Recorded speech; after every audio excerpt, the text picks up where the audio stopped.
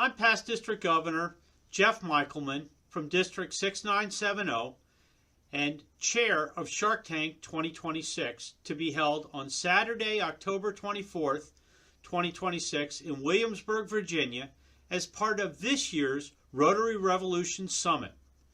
Although our third Shark Tank has a lot of the look and feel of the TV show, it's not really the same. Rather, this is an opportunity to showcase your international project and, if selected, get coaching from previous Rotary International Director John Smarge and have a chance to make your pitch in front of Rotary Foundation trustee Cindy Covington, Rotary International Director from Zones 33 and 34 Marshall Butler, previous Rotary International President and previous Rotary Foundation Chair John Germ, and Rotary International President-elect Larry Lunsford. As a finalist, we hope this will get you critical feedback for enhancing your project, as well as the opportunity to get support from other districts and clubs throughout Zone 33 and 34. Do you have a Jawsome project? Does a Rotarian in your district have a great idea for an international project? If so, we want you to submit your project. By July 6th, we'll notify the 3 finalists by August 10th, and video submissions are going to be required for the 3 finalists by September 15th. What happens if you make it to the finals? You'll have coaching sessions with previous Rotary International Director John Smarge, mentoring and guidance on storytelling, technical support and assistance with video production, along with support for uploading projects to the Rotary Service Center. Zones 33 and 34 will provide a travel package for one presenter that includes $250 airfare reimbursement, a hotel room for Thursday, Friday, and Saturday nights of the summit, summit registration for one member of your team, and booth space in the House of Friendship so that you can talk to attendees about your project. One winner will be selected by the Rotary Sharks, and you'll receive a media package including content creation, social media assistance, storytelling guidance, and connections to Rotary grant managers as well as the cadre of technical advisors. If you have questions, feel free to contact me. Here's my phone number, here's my email address, and we have more details at the Rotary Revolution website, which you can find right here. We hope to see you submitting to this year's Shark Tank, and I look forward to having the opportunity to review your submission.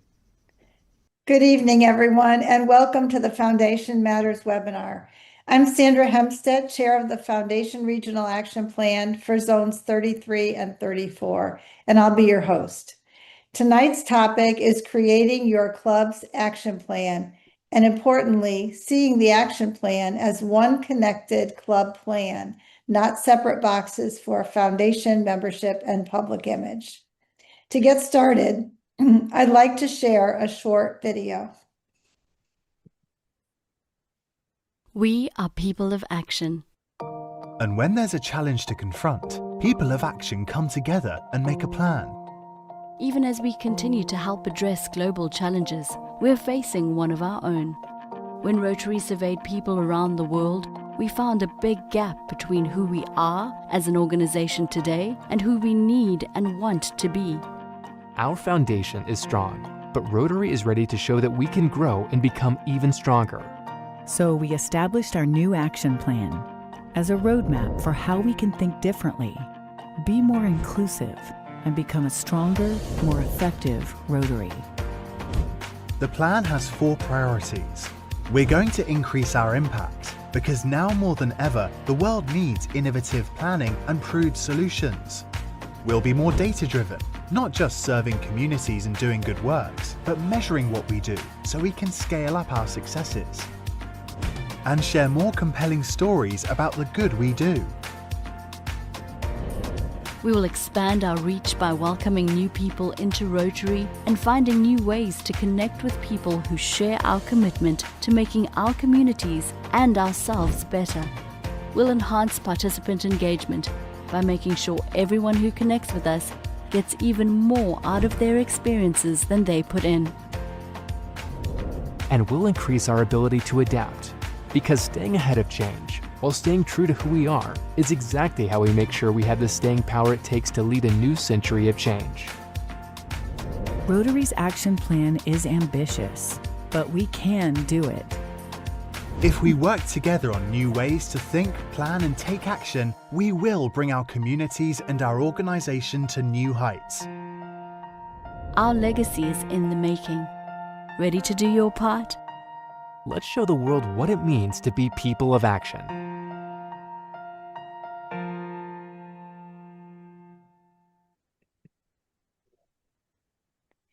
We have 4 wonderful speakers with us tonight, and I'd like to take a moment to introduce each of them before we begin.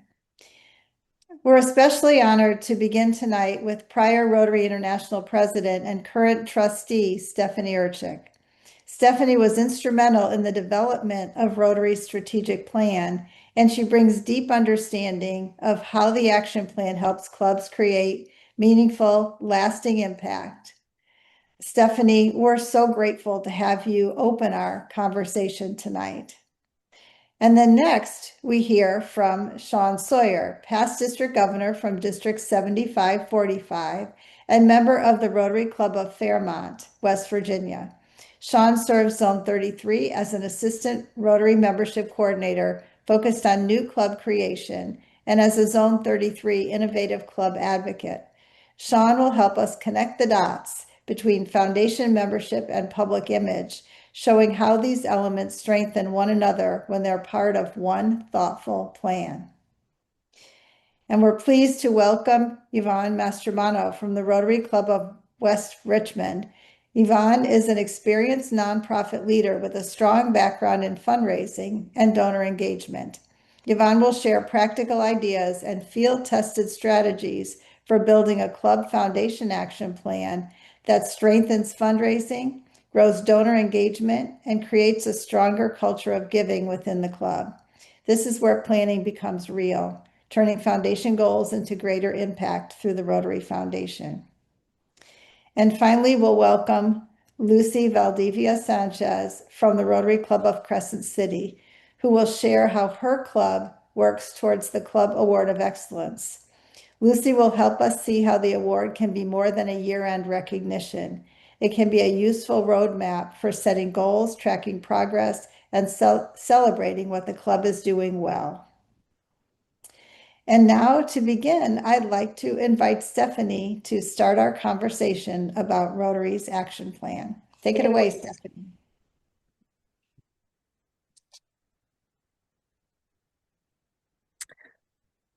Okay, Sandra, thank you so much. I appreciate the invitation, and it's good to be with all of you this evening.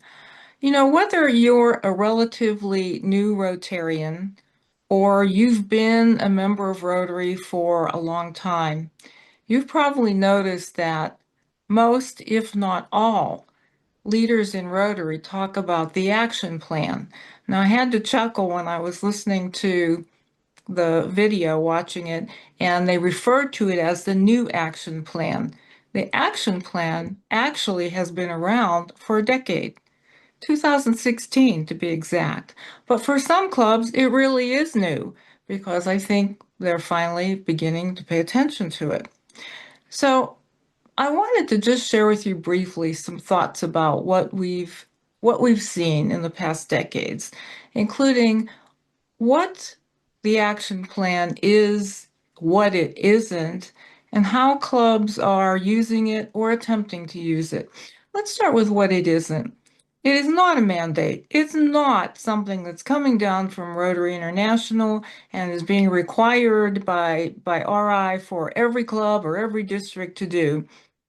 It was introduced and launched as a tool a tool to help clubs become irresistible. And you've heard me say that term many, many times. And a club that's irresistible is one that has a handle on membership and one that has the handle on foundation giving. So it is a tool, and that's what it's meant to be. You know, when I talk to clubs about becoming irresistible, right away they want to know, how do we do that? Where's the playbook? Well, the action plan is the playbook. However, you know, I think a lot of clubs expect or want things to be relatively easy and comfortable and familiar. And the action plan challenges us to look at things differently. It does require change, small changes in some places, and it will be uncomfortable, and it does require work. So we want clubs to understand that in accepting the challenge to create an action plan for your club, you're recognizing that there are some things that you want to do to make your club go from good to great or from not so good to better. So instead of executing the action plan, too often many clubs take the 4 priorities and then try to edit them and make the plan fit the old habits that the club has. So I want you to engage in this project with an open mind. You know, think about the action plan and its 4 priorities as your club's clean slate. They're all related.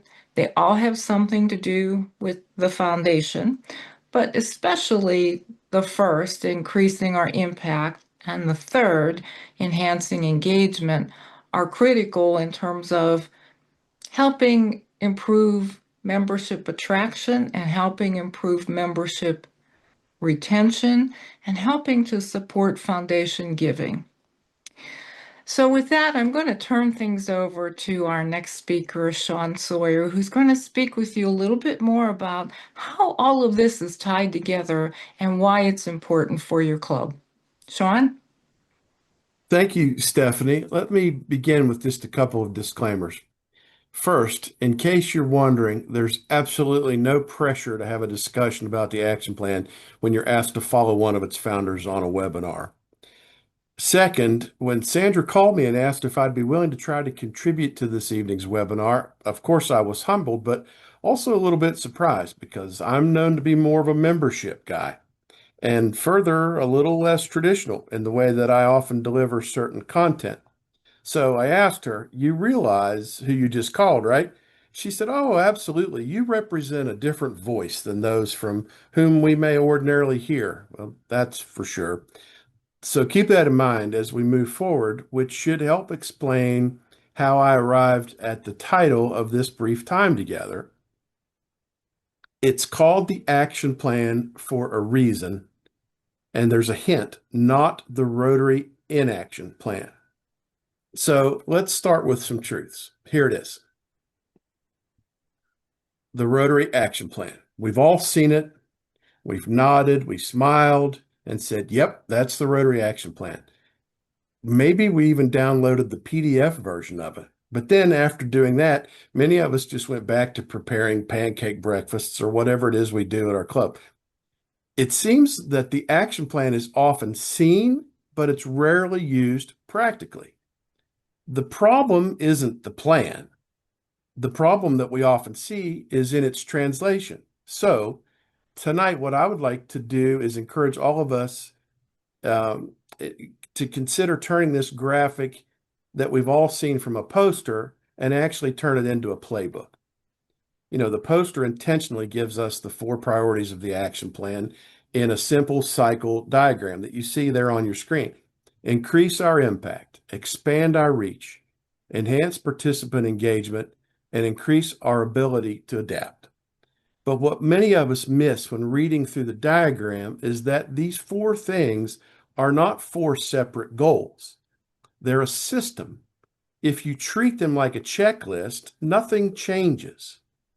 However, I would suggest that if you treat them like a cycle, everything changes.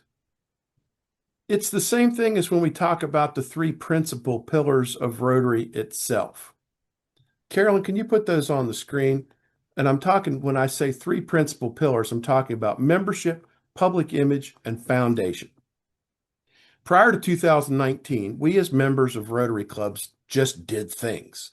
Some things had a purpose, others we did because it's what we've always done. And then we tried to figure out how each thing we did fit into the Rotary world. Luckily, as Stephanie mentioned, starting in about 2016 and becoming very notorious by 2019, we got this, the Rotary Vision Statement. Carolyn, there it is. Together, we see a world where people unite and take action to create lasting change across the globe, in our communities, and in ourselves. Now, let me read that again, but this time give you a certain interpretation of it as I do. Together, we see a world, public image, where people unite, members and community partners, and take action to create lasting change, doing it, not just thinking about it, across the globe, in our communities, and in ourselves, done much more easily with adequate funding provided through the Rotary Foundation. So now, having heard both versions, the original one and the one that I kind of editorialized, let's lay that next to the action plan. Because now in 2026, instead of just doing things and then figuring out how they fit into the whole Rotary world, the action plan gives a structure in its 4 core principles, which allow us, particularly at the club level, a certain amount of guidance by allowing us to associate each thing we do with at least one of the 4 principles. Just like instead of looking at membership, public image, and foundation separately as a siloed checklist, we can approach them together as a system, and that's when they all improve. So to bring this full circle, if the question is, what is the action plan all about? I believe the answer is it's about doing more efficiently, more often, in more ways, involving more people, which leads to more giving, more projects, and having greater meaning in our communities, and especially for the people within them. Now, some of that we've heard before. So for those who may be like me, a mind that works mechanically in my particular case, partially as a byproduct of being the firstborn son of a mathematician and recovering engineer, let's instead use the Rotarian sides of our brain. Club leaders need tools, not just inspiration. So one thing I've done is create my own practical translation of the core principles of the action plan. Here's how I look at it, particularly at the club level, which I think is most important because, as we all know, that's where Rotary happens. So when I read impact, I characterize that as what we do, making decisions grounded in evidence. Building the practices need to define, measure, track, and analyze the data from our service projects within our clubs in a much more effective way. Now, in the spirit of having a membership guy talk about foundation, in the simplest terms of membership and its growth, and this will likely sound familiar, we need members to help us create, enhance, and grow the impact that we provide to our communities. Now, in foundation terms, the foundation isn't just where we send money. It's how we turn small clubs into global forces. Developing grants equals bigger, more meaningful projects. Exploring new projects results in giving us real stories that we can share with potential members, proof that Rotary matters. People don't join Rotary because of meetings. They join because of meaning. Strong projects funded or supported through the foundation give you something worth talking about. They attract purpose-driven people, and they create pride inside the club. That's how impact becomes your best membership strategy. Not brochures, not begging, not bring a friend day. So if your club's projects feel small or repetitive, it may be that you're underusing the foundation. Now, when I think of reach, I think of public image in terms of who knows about what we do. If we are people of action, we need to be inclusive, engaging, compassionate, and ambitious on behalf of the world. Sharing our values with new audiences allows us to find and create new ways to bring people together to experience the power of Rotary and prove that we are an organization that's inclusive, engaging, compassionate, and ambitious on behalf of the world. We need to use real photos, real outcomes. Most importantly, we need to talk like humans, not press releases. If I had to guess, your club doesn't need better marketing. It needs better storytelling. So again, back in terms of membership, more members performing service, talking up the great service that we do, allows us to expand the work to other communities and go and grow deeper in them than we already are. So to combine all three of those notions, if no one knows what you're doing, there's no way it can grow your club. The flip side of that, if more people know what we're doing, more people will absolutely want to contribute to the cause. Now, back in terms of membership, I equate engagement with giving members reasons to stay. Just like expanding our reach focuses on us internally, enhancing participant engagement is similar, but more outwardly thinking. We can have the greatest club in the world, but if our members' experience is less than desirable, we will not have that best club for long. Rotary creates meaningful relationships across decades in terms of time and continents in terms of extent and reach. We know that increasing our engagement with members of Rotary and also our communities will only lead to more great service. 25 years ago, Rotary had 1.2 million members. We attracted over 150,000 new members each year since, and now, 25 years later, that's right, we have just under 1.2 million members. So I believe we don't have an attraction problem, we have a retention problem. Why is that? Why do 10% of all new members leave during their first year? Why is it that 85% of the people who leave Rotary do so within their first 18 months of leadership? It's because we don't always do a good job of engaging our members and giving them reasons to stay. Keeping our members engaged in our clubs is a key success factor of our club's growth. More engagement also means happier members. People have limited time, and if they've chosen to gift their time, talents, and treasures, which we've all heard about, to Rotary, we absolutely owe it to them to be sure that their engagement in our club is meaningful. This is one of the most important elements of club satisfaction, or as some wise person once said, an irresistible club. Keep asking, how engaged is our club? What can we do to make it more engaging? Give members meaningful roles. Connect them to projects quickly. Show them the impact of their contribution. If new members sit through 3 lunches and do nothing, don't be surprised if they're gone. And then finally, you have adaptability, which is simply whether we survive long enough to matter. Adaptability is where most clubs quietly fail. Nobody wants to be that last member that turns off the lights for the last time after that last meeting. We have to constantly seek new perspectives and new ideas that can strengthen Rotary and create lasting change. So when we get to this fourth principle, increase our ability to adapt, it's about working to create a culture of research and innovation and willingness to take risks in our clubs to better serve our communities. From a traditional club perspective, ask yourself, are your meetings worth attending? Are your expectations realistic for modern professionals? Are you open to change, or are you just nostalgic? Clubs that adapt grow. Clubs that don't become very good at celebrating anniversaries. Luckily, if your club format doesn't provide what it needs to attract those in the community, you can create whatever you want. We're in a period of forgiveness rather than permission.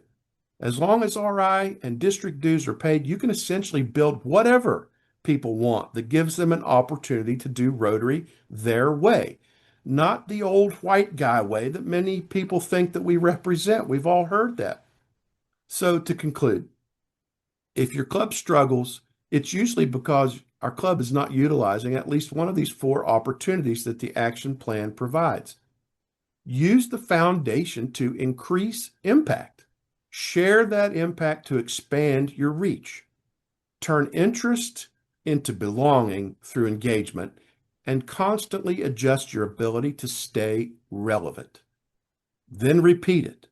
That's the Rotary Action Plan, not as a theory, not as a series of checks, but as a loop.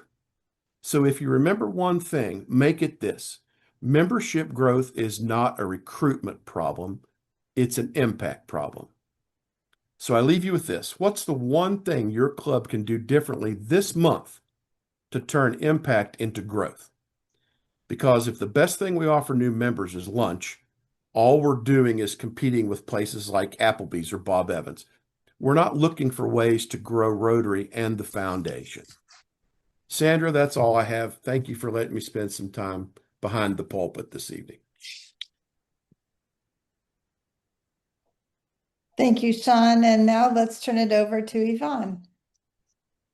Well, hello, Sandra, and I am enjoying these presentations. I've been taking notes, actually, so this is really fun. Thank you for the opportunity. I am, like Sean, really honored to have been asked to speak to this wonderful group of folks.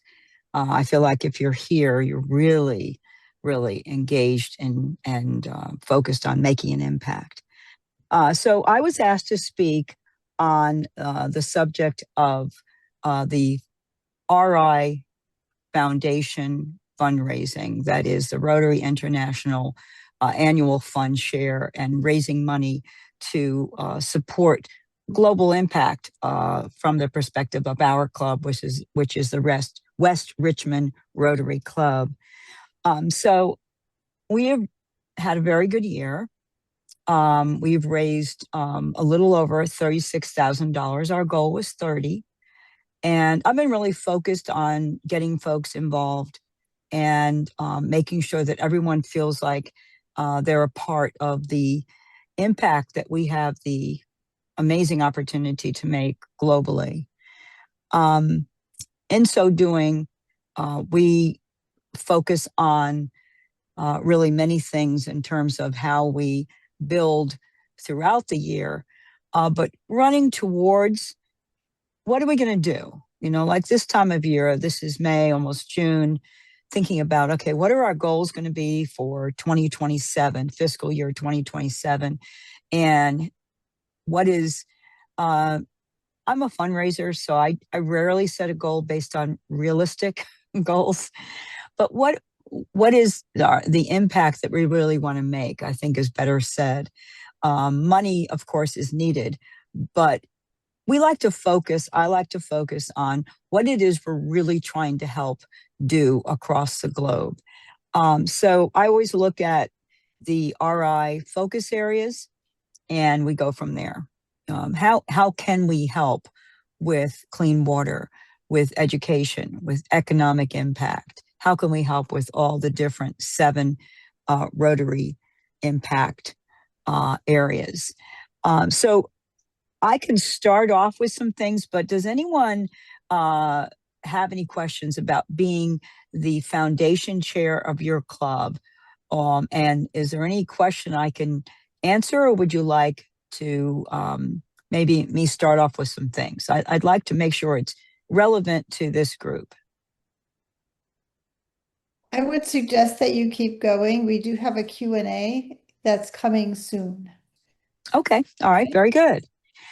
So one big question that a lot of folks have is, how do I determine the club fundraising potential when setting our annual foundation goals? You know, as a fundraiser, I like to always look at history. It's not the end all be all, but it is a great way to start. What have we been able to raise? And I like to go past the COVID year. Go to history. And what did we used to do? What did we do after COVID? Because it really did change things. And, you know, when you talk about being able to make impact, you have to think about how big is your club? First of all, how many members do you have? What are those members really about in terms of what are their goals? Do you have a lot of Paul Harris Fellows? Do you not have any? Do you have folks who are able to make big donations, because wanting to and being able to can be two different things. So when I'm looking at the club goal, I'm going to look at history, number one, and number two, I'm going to look at the potential fundraising in the group, and I do that in my profession as well. And then I also I look at the impact we can possibly make, and so that's kind of how I do it. The club goals could possibly be too low if you have, for example, like if I look at the West Richmond Rotary Club history, we often have many Paul Harris Fellows and many sustaining members. Now, what does that mean? I'm sure you know. So I'm sorry, bear with me. But if you're wondering if this is the first year maybe that you're going to be doing this particular task, are most of the folks who have given in the past, are they giving at the $25 level, the every Rotarian every year level, or are most of the folks sustaining members? They're giving at least 100. And how many Paul Harris Fellows have you had in the past? You also want to look at the percentage that has been raised as compared to the number of members. So if it's really low, there could be two reasons. For example, let's say you have 50 members and only 25 participated in the past, or even less. Then that could be how the actual fundraising was handled, not blaming anyone, just kind of, being objective about it. Or it could be that you have in the past set goals that were unrealistically high. And so you could adjust them. But you always want to make that goal a bit of a reach. It doesn't have to be pie in the sky, but you want to stretch a little bit. So let's say you do have 50 members. You've been consistently having 25 members participate in the RI annual fund share. Then how about this coming year, let's stretch that to 35. And then we're going to talk about how we're going to get there. The most important thing you can do, and I was listening to the action plan and really appreciated Sean's presentation as well as Stephanie's. In terms of engagement, I think it's key. When I talk to the members about the annual fund share, I don't say give money. I never say that. What I like to say rather is I have a committee. Okay, I start there. I have 6 or 7 people on my committee. We have a large club, keep in mind, almost 100 members. But I lean on those committee members to give a presentation about the focus areas. And I'm telling you, this committee does such a great job because they don't just talk about water and sanitation. They compare it to what we're used to every day in our lives and how it's not the case in so many places in the world. So again, making it relatable. And so we start with the RI focus areas. We relate it to folks and how they live every day. We know what our club's members are all about, how many members we have, and look at history. And I think that's really important. And then we go from there. I'd like to take some questions if I could, please, right now. Yvonne, we're going to take some questions for all the speakers at the end. And Okay. please put your questions in the Q&A box so that when we do get to that point, we have them populated. And I think maybe it would be good for us to move on to Lucy, who is going to speak next.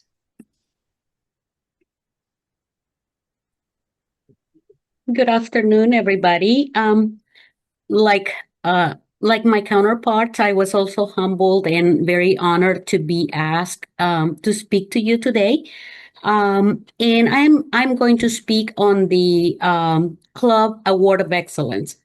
This is formerly known as the Rotary Citation, and it is the highest honor a Rotary Club can receive, and it recognizes the efforts in achieving strategic goals and strengthening membership and increasing service impact.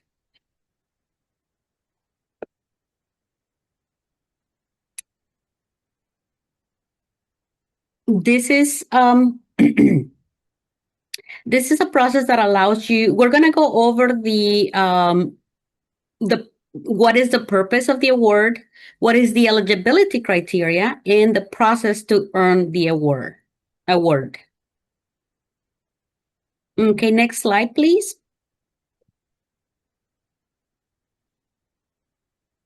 So the purpose of the award is to, it is the highest honor that a club can receive. It celebrates the club's success, tracks your measurable goals, and keeps your members engaged throughout the year. How this is done is you can set expectations at the beginning of your Rotary year and make sure that you share it with your board and members. If you do this, you will have a simple roadmap that your club can follow. Let's start with why this award matters. Next. The eligibility and criteria is for all Rotary, Rotaract, and Interact clubs are eligible for the Excellence Award. You must be in good financial standing. That means paying your dues within 60 days.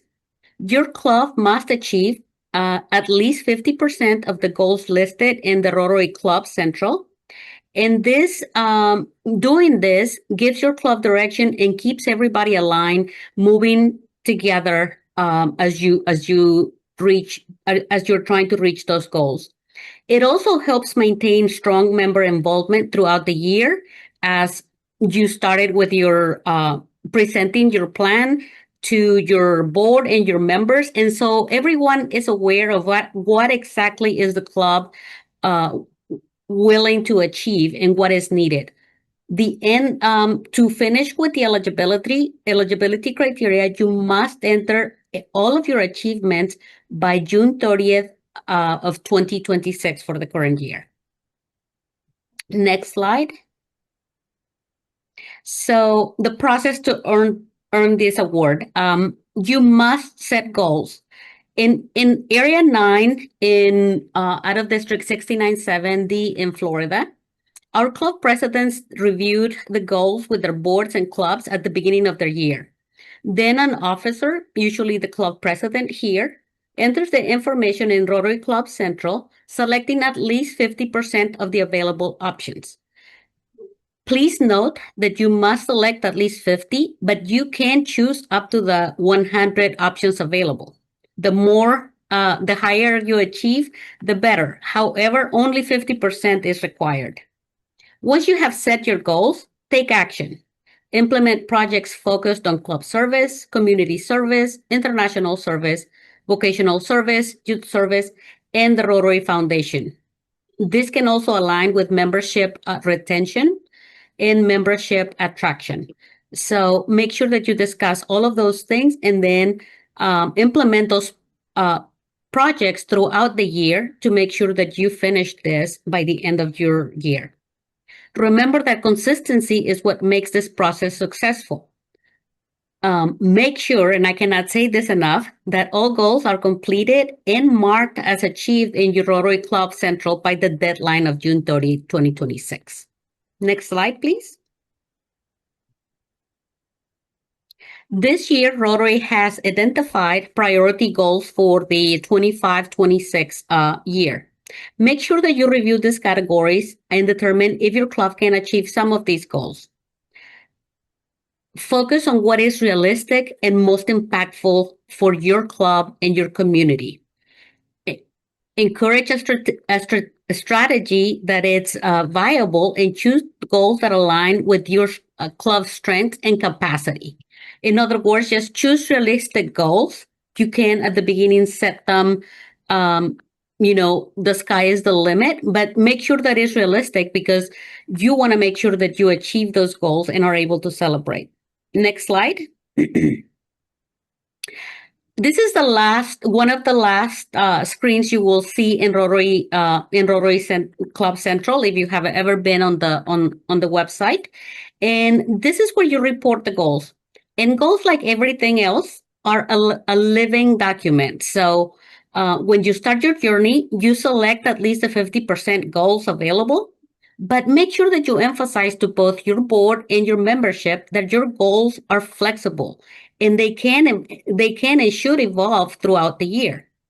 If you decide or if you see that there's a goal that you did not mark at the beginning, but now you see where you're on the path to achieve or is achievable, or a new project or a new initiative started, or somebody invited you to be partnered with them, please go ahead and select another goal, and it may be in another category, add it to that.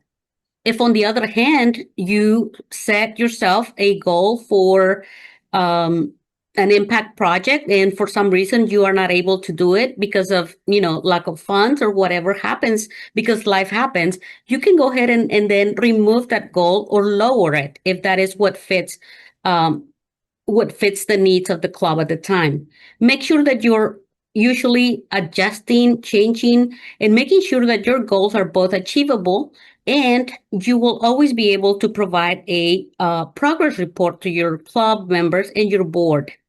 One pro tip that I like to tell everybody, because this was my mistake when I was club president, is clicking save at the end of your session on Rotary Club Central. If you do not click save and you just leave, all of your work is for nothing. It doesn't keep. So please make sure that you also click save before you leave. Another pro tip is that I always make my goals in a document, and that way I'm able to have them written down beforehand. And when I go onto the Rotary Club Central, my job is a lot easier because I can cut and paste from my document and make sure that I'm able to include everything that my club and my board discussed. I recommend regular check-ins. So schedule regular check-ins with your board in your club.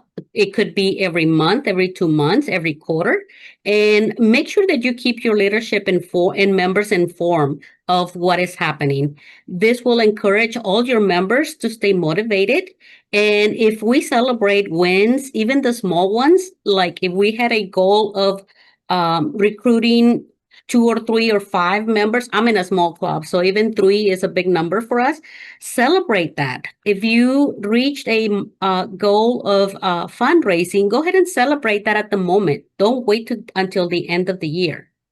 And I recommend by this time, if not, a little bit like last week, make sure that you're checking for the final updates and what's needed for your closing year. At this time, we're busy trying to hand over the reins for the new president. So this is a perfect time to also invite your PE and your incoming board to in those goals, so they can see what is happening, and maybe they can shadow you in the last part to keep this going as the club.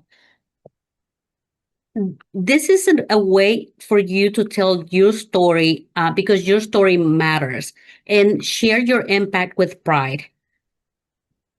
And make sure that everyone is aware of what great achievements your club is making by doing a press release, or just making a special dinner or special dessert when you're having your meeting, just so everybody can celebrate at the same time. The next 2 slides, please. And I already went through that. This is the place where you can check all of your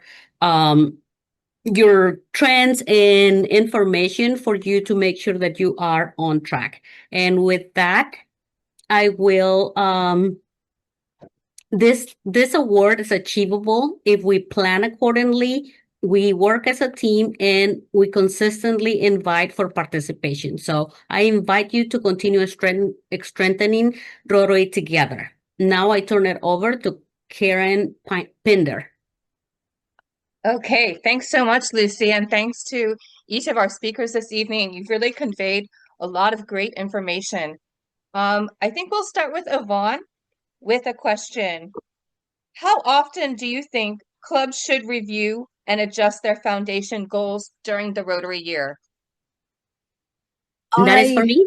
Oh, foundation. I would say checking on Rotary International, my.rotary.org is really important. And I would not check more than quarterly. For one thing, as donations are being made, there is a little bit of a lag in terms of them showing up on your reports. So you don't want to get too nervous if you don't see things registering. Some people mail their donations in. Sometimes they bring them to the club meeting. The fastest way, of course, is online, but not everybody's comfortable with that. So I would check them. And if you are really running behind or way ahead, I would concern myself with it. But I wouldn't check them more than quarterly. And maybe a good time to look at that would be about mid-year, before the holidays. And then you can make some adjustments before people get a little distracted with the holidays. So you start in July, at least that's the mindset. And, you're going to want to, well, we're changing our scheduling. So excuse me, we've been doing it now in June, but we're going to schedule the start of it differently in the future to align with the Rotary International. But I would go about mid-year, about 6 months from when you start the campaign, and make some adjustments unless you see some sort of really tremendous difference in the first quarter. Yvonne, Okay. let me jump in and add that, while you're right, you don't want to constantly keep checking because there are lags in things being posted. It is critical that you keep the foundation in front of people. And so storytelling and talking about progress is really, what's going to be important. So I agree with you. Great answer. But let's remember to tell people more about the foundation throughout the year. Okay, thank you so much, ladies. Now let's turn it over to Sean. Can you tell us a little bit about how clubs can make sure their membership growth efforts are connected to meaningful and impactful service and using the Rotary Foundation?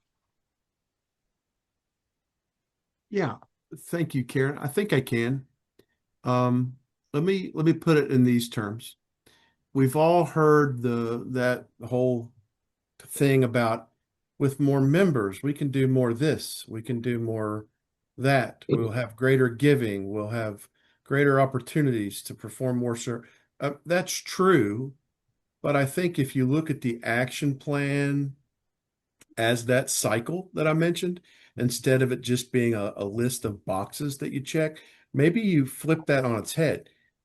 If you're out in the community being very visible and notorious and you're doing things to help the community, to help your community partners, just to help people in general, or if you're at any kind of an event, not necessarily just a Rotary event, and you're telling stories about the impact that either your giving has had with the foundation or the impact that has been created by the fact that you're doing different things in the community. I think if people see those things and hear those things, then membership actually will grow itself. I mean, if we're doing it right, I don't think you have to sell membership. People think that Rotary's expensive. Rotary's not expensive. Food is expensive. You can do Rotary in a lot of ways that don't have big bills attached to them other than your dues, especially if you're trying to build something new. As long as you maintain those dues, you can do anything else you want. To make a long answer longer, Karen, I think that instead of thinking with more people, we can do more stuff, I think it's time we start looking at it in the inverse. If we do more stuff and we show everybody how wonderful it is and the things that we do make change, the members, they'll come. You don't have to worry about it. Okay, thank you. That's a very insightful answer. Appreciate that, Sean. Lucy, someone has asked if you could speak a little bit more about the priority goals and tell us what makes them different from the other goals that are in Club Central. Well, the priority goals are membership, having a strategic membership. Of course, we want to increase membership, but not just for the sake of increasing. but also retaining. So, in making sure that we bring in members that have the heart of for service above self, and that aligned with the club. And once we have them, we have to make sure that we retain them. And so it is a priority. Membership take touches on all of those aspects. Also, strategic plan. If you do not have a plan as to how your club is going to move forward from year to year, or from the next 2 or 3 years, making sure that you have a succession plan, program goals, activities, initiatives, then you are just going in the blind. So that's why it's a priority. Service participation. I do feel, as a past president and now area governor, that we do have underreported service in our Rotary Central, because many of the things we do are just automatic, and we don't give ourselves credit for everything we do. And when we don't do that and take the time to just make sure that we are recording this, nobody knows other than the person that was the community or the area that was benefited. But our community as a whole does not know that we built that playground, or that we raise funds for that improvement in the park, or anything that we need. And so that's why it becomes a priority, because we need to make sure that we are recording those things. Annual fund contributions. We heard from Yvonne, nothing can be done without funding. So making sure that our members know that, in addition to the funds, if they can't donate the $100 to be a sustaining member, they can do less than that. It doesn't really matter. And it can be done automatically from Rotary.org. And it can be as little as $10, $20, with the frequency that you choose. Polio Plus funds contribution is the same. We are very close to eradicating polio, and our world is a little bit more in chaos right now. So we do need probably additional funds, and to make sure that we also keep that in front of everyone.